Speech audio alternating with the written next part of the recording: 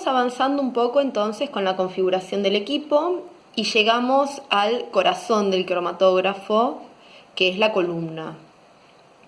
La columna es un tubo que contiene adentro la fase estacionaria. Ese tubo se ubica dentro de un espacio con temperatura controlada que es el horno. El horno es toda esta parte del equipo. Normalmente el interior del horno es de acero inoxidable y consta de resistencias y ventiladores para poder incrementar la temperatura a una velocidad que yo pueda programar y poder bajar la temperatura de manera rápida.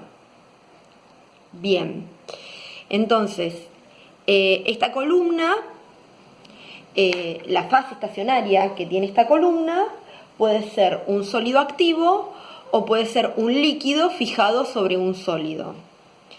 Depende la fase estacionaria, ya esto lo habíamos visto, el fenómeno que se produzca en la separación. Si es un sólido activo, entonces el fenómeno va a ser la adsorción, mientras que si estamos hablando de un líquido, entonces el fenómeno va a ser la partición. Bien, dependiendo de cómo esté dispuesta la fase estacionaria dentro de la columna, entonces se pueden clasificar las columnas para cromatografía gaseosa en dos. Unas son las columnas empacadas y otras son las columnas tubulares.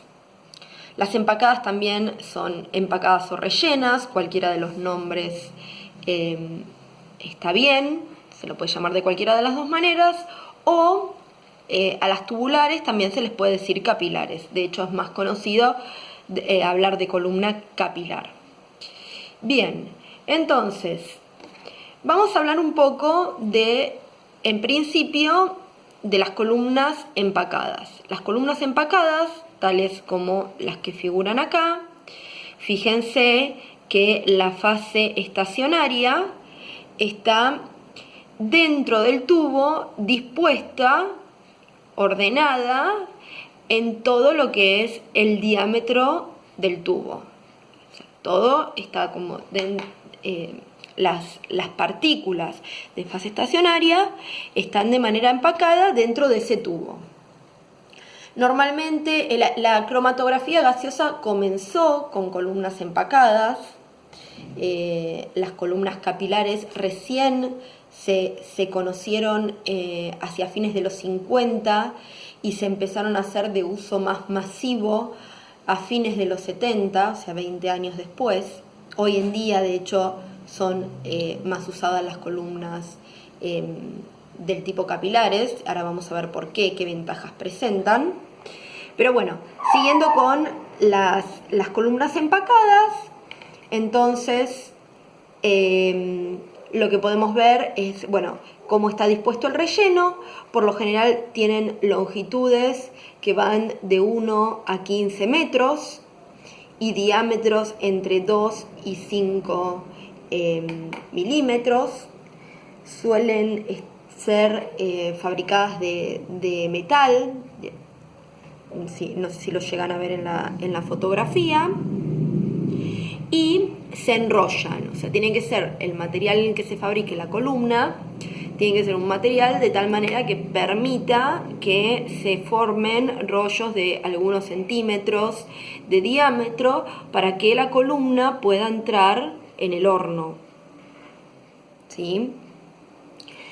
Bien, el problema que tienen las columnas empacadas y que fue de alguna manera solucionado con las columnas capilares es la caída de presión que hay entre la cabeza de la columna y el final de la columna. Si ustedes observan, esto está perfectamente empacado. Entonces, la fase móvil, si bien es un gas, no tiene un camino tan sencillo para seguir.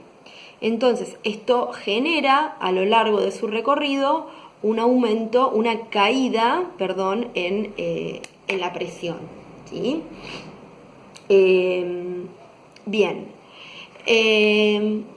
Respecto a las columnas capilares, en las columnas capilares la fase estacionaria está dispuesta de diferente manera y digamos, depende de cómo esté formada o cómo esté distribuida esa fase estacionaria, hay una clasificación.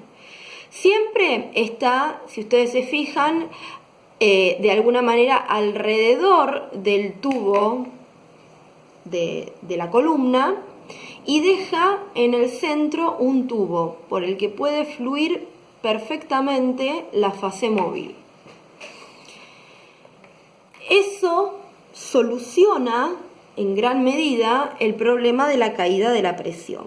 Las columnas capilares suelen tener longitudes de hasta 100 metros, lo más habitual es que se usen columnas capilares de 30 o de 50 metros, lo más común, pero podrían llegar a tener, se comercializan hasta columnas de 100 metros, son muy angostas, son muy de un diámetro muy pequeño, normalmente las columnas capilares más usadas son de 0,32 o 0,25 milímetros de diámetro.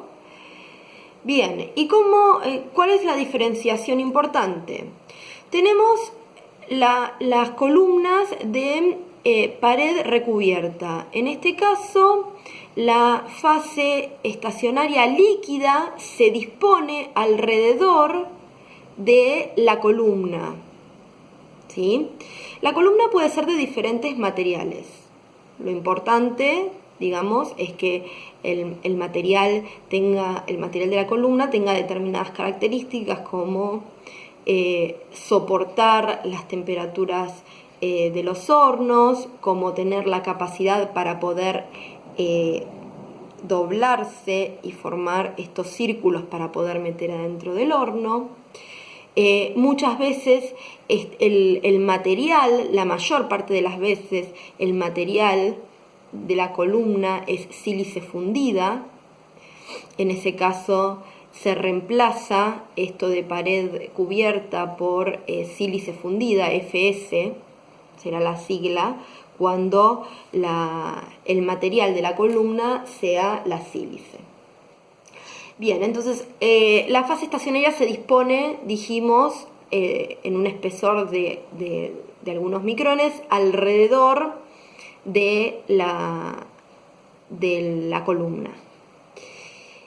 Por otro lado, tenemos este tipo de columnas, SCOT, que son las columnas que tienen un soporte para la fase estacionaria y alrededor de ese soporte para la fase estacionaria está distribuido la fase estacionaria líquida, digamos, o sea, como que rodea a cada una de estas partículas, lo que genera que la superficie disponible de fase estacionaria que tiene este tipo de columnas es mayor que este.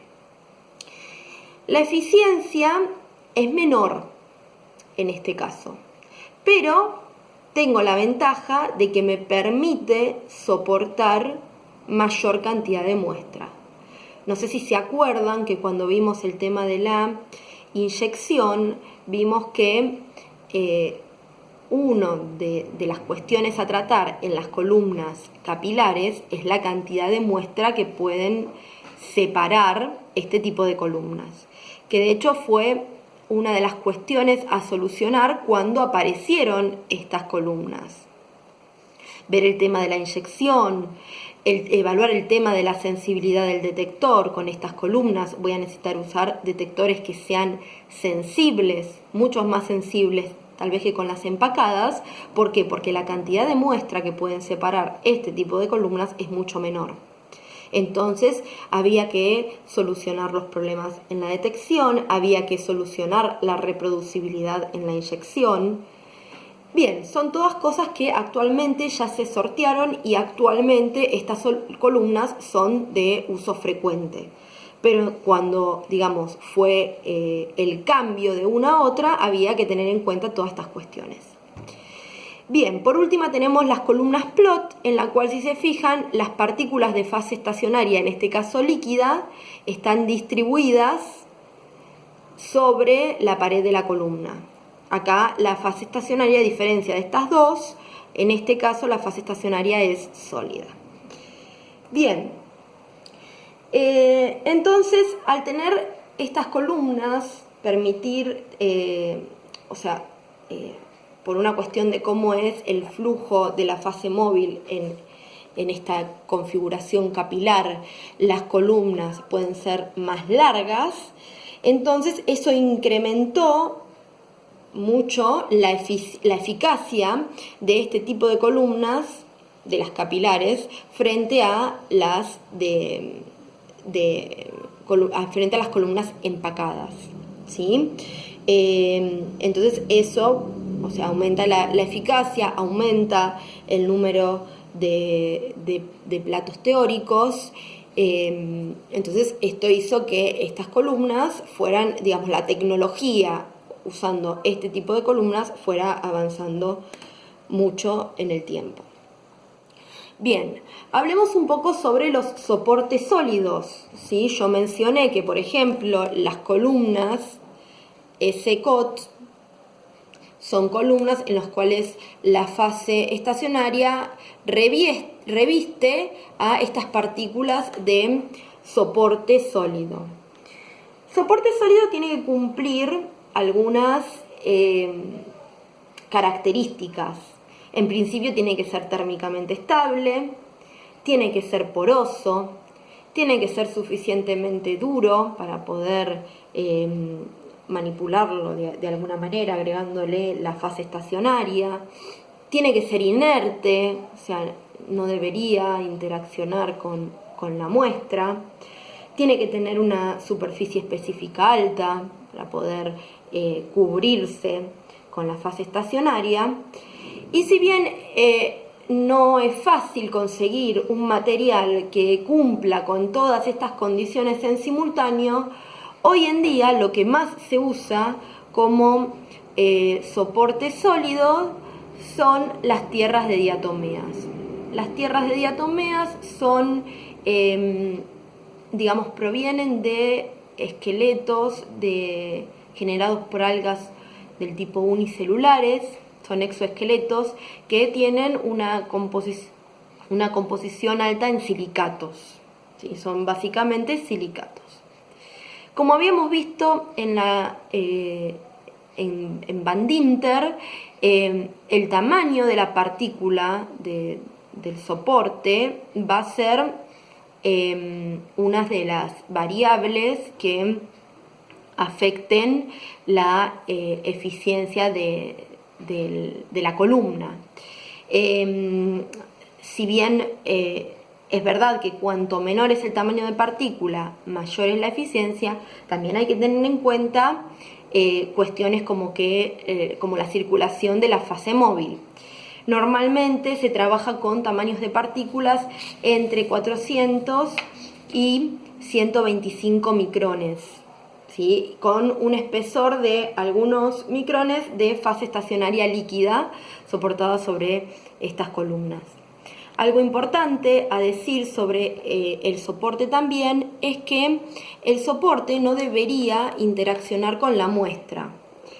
Si lo hace, lo va a hacer mediante fenómenos de absorción que van a causar que los picos se deformen, que salgan picos con colas. ¿Se acuerdan que hablamos de las interacciones semipermanentes de los compuestos que son polares por la sílica?